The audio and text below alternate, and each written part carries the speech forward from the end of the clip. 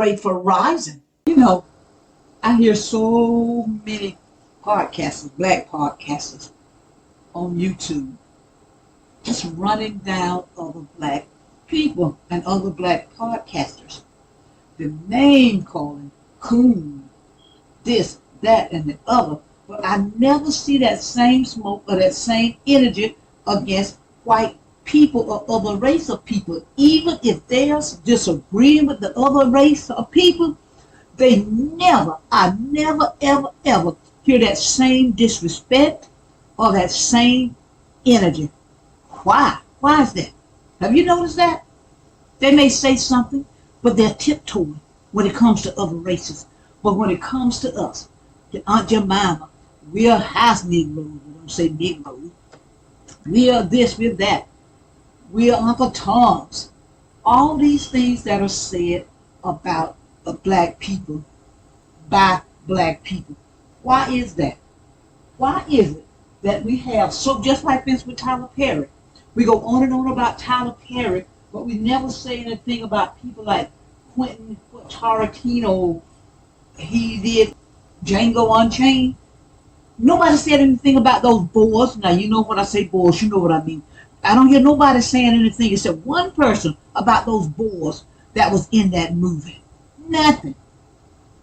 But when Tyler Perry do his film, and by the way, Tyler Perry film really portrays real life.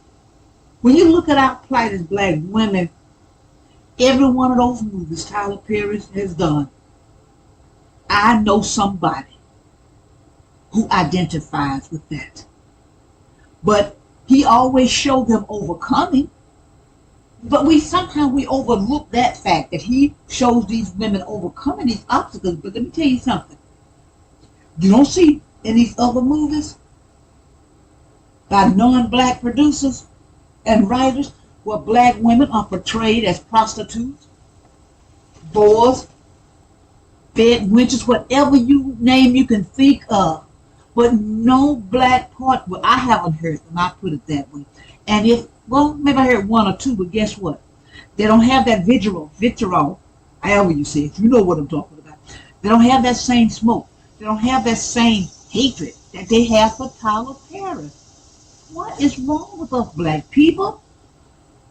You know, I think about Dr. Cosby, R. Kelly, and now P. Diddy versus Epstein and other non-black people who have been accused of violating children or trafficking and everything.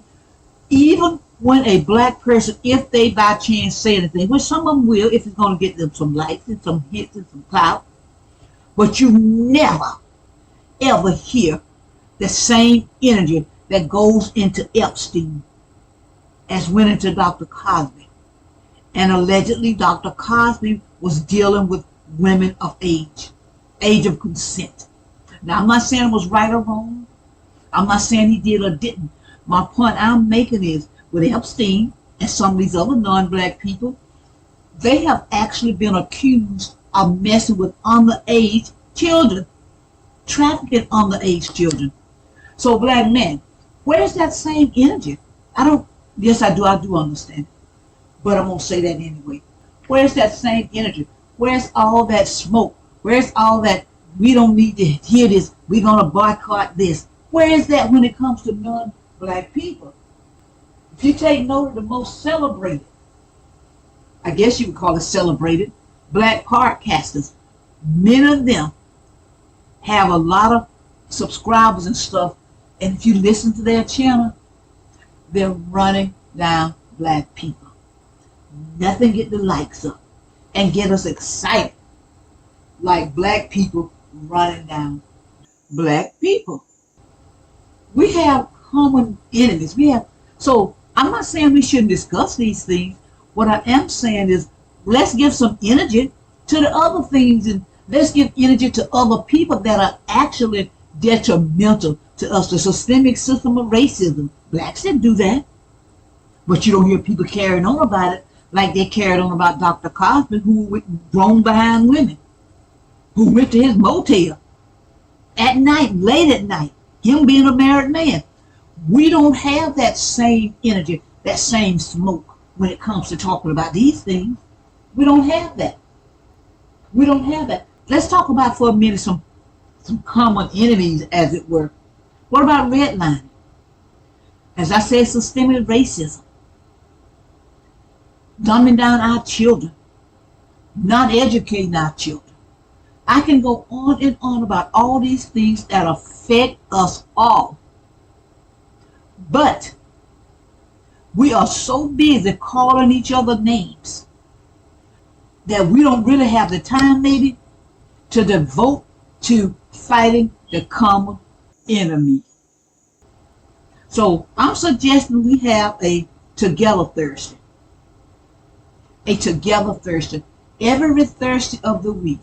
Black men, let's talk about, if we're going to talk about issues, let's talk about issues that are common to all of us, that are keeping us all in the same position. Because you know what? Regardless of whether you say I'm an Uncle Tom, whether you say I'm a coon, whether you say you're not an Uncle Tom and you're not a coon, guess what?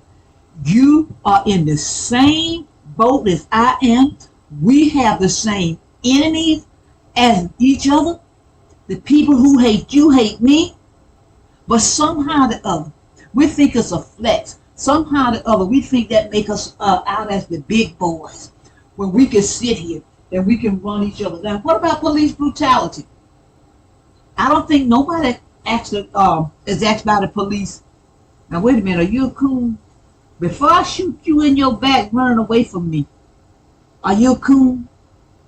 And even down to the religious people, ministers, calling other ministers this, calling other ministers that. But guess what?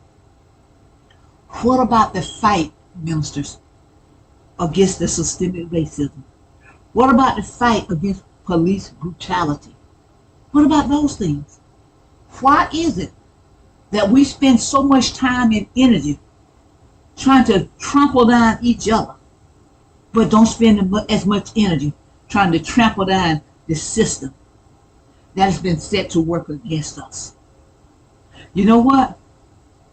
These type people, in a lot of ways, they are worse than the coons and the sellouts. You know why I say that?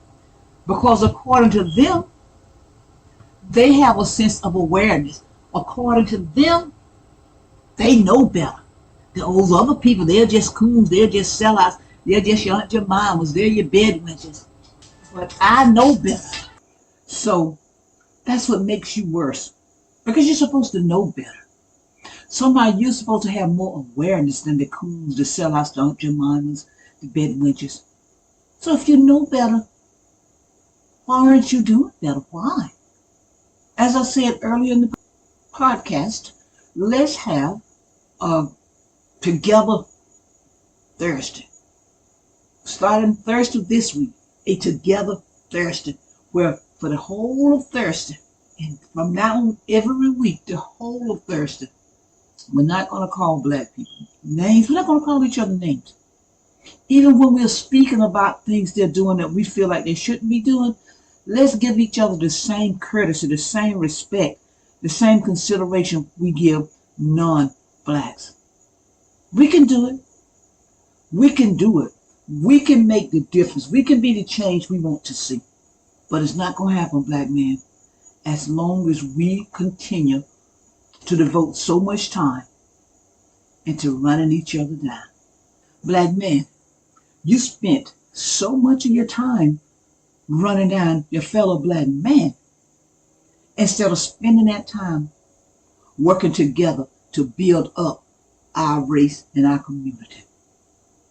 Why did you do it? Keep on churning till the butter comes. Be encouraged. I'm LilyBell. Subscribe, comment, like, and share. Support our youth in any way you can. Keep on churning till the butter comes. Albert C. Richardson, a black man, patent the butter churn U.S. patent number 446470, February 17th, 1891. I'm LilyBell. I'm just trying to create a dialogue. I leave you with this. If they close my book, you remember my story.